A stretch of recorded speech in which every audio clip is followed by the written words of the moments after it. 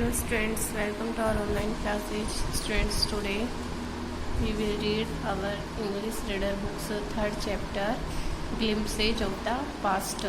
अतीत की झलकियाँ. Glimpses means झलकियाँ. Before you read, आपके पढ़ने से पहले here are some pictorial glimpses of the history of our country from 1757 to 1857.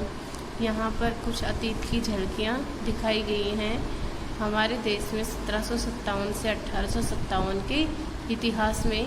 This pictures and speech bubbles will help clarify your understanding of the conditions that led to the event known as the First War of Independence in 1857. These pictures and speech bubbles, ये तस्वीरें और speech के bubbles will help हमारी सहायता करेंगे clarify स्पष्ट करने में योर अंडरस्टैंडिंग आपकी समझ को ऑफ द कंडीशंस उन परिस्थितियों के बारे में that led to the event जिन्होंने इन घटनाओं को अंजाम दिया known as the first war of independence जिसे हम स्वतंत्रता का प्रथम युद्ध कहते हैं जो 1857 में हुआ. तो आपके ये तस्वीरें और स्पीच भाषणों के जो बबल्स है वो आपके समझने में सहायता करेंगे कि किन परिस्थितियों ने स्वतंत्रता के प्रथम युद्ध जो 1857 में हुआ उनको जन्म दिया. फर्स्ट है द मार्टियर्स. मार्टियर्स मीन्स शहीद. शहीद कहे हैं at a function in Delhi. Delhi के एक समारोह में. O my countryman let your eyes fill with tears as you recall the sacrifices of India's martyrs.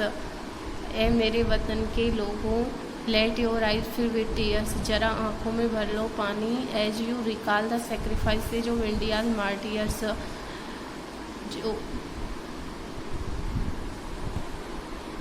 जो शहीद हुए हैं उनकी जरा याद करो कुर्बानी.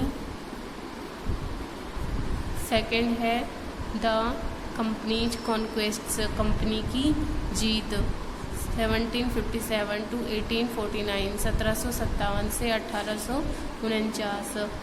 With its superior weapons the British East India Company was extending its power in 18th century India. With its superior weapons अपने उच्च कोटि के हथियारों के साथ the British East India Company was extending विस्तार कर रही थी इट्स पावर इसकी शक्ति का इन 18th century इंडिया भारत में 18वीं शताब्दी में. इंडियन प्रिंसेज वर शॉर्ट साइटेड. भारतीय राजकुमार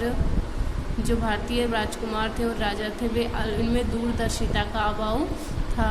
दैट अपस्टार्ट राजा वह कॉल द इंग्लिश मर्चेंट्स. अरे उदीयमान राजाओं वह उस अंग्रेज व्यापारियों को बुलाओ. They will help me to defeat him. वे मेरी उनको हराने में सहायता करेंगे. The people had no peace due to such constant fights. इन लगातार झगड़ों के कारण लोगों को यहाँ शांति नहीं है. The rivalries help the East India Company and it could easily subdue Indian princes one by one. The rivalries विद्रोह ने हेल्प सहायता की द ईस्ट इंडिया कंपनी की and it could easily subdue और यह आसानी से दमन कर सकता है इंडियन प्रिंसेज भारतीय राजकुमारों को वन बाई वन एक के बाद एक. इन लगातार संघर्षों के कारण भारतीय राजकुमारों का दमन होता गया. A far seeing ruler like the brave Tipu of Mysore. एक दूरदर्शी राजा जैसे कि मैसूर का टीपू सुल्तान था. Fort the British. यह ब्रिटिश के शासकों के विरुद्ध लड़ा. Till he died fighting. जब तक कि वह लड़ते हुए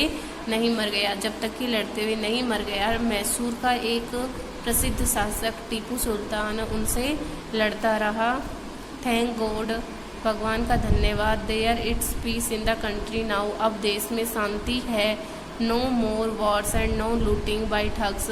अब नहीं तो युद्ध हैं और ना ही ठगों के द्वारा कोई लूटपाट की जा रही है. How did Indians react to this conquest. इन जीत के विरुद्ध भारतीयों की कैसी प्रतिक्रिया थी। It is God who sent the British, यह भगवान ही है जिन्होंने ब्रिटिश अधिकारियों को भेजा है। Our destiny is linked with them, हमारा भाग्य उनसे जुड़ा हुआ है। The white man has killed और डिथ्रोन्ड आवर किंग्स, वाइट से यहाँ मीन्स है सफ़ेद लोग, इट मीन्स अंग्रेज थे। अंग्रेज़ों ने या तो यहाँ के राजाओं को मार दिया, डिथ्रोन्ड या उन्हें सिंहासन से हटा दिया, हमारे राजाओं को सिंहासन से हटा दिया। सम किंग्स वर नॉट गुड, कुछ राजा अच्छे नहीं थे। बट आफ्टर ऑल, लेकिन फिर भी दे वर ऑफ दिस लैंड, वे इसी भूमि के थे।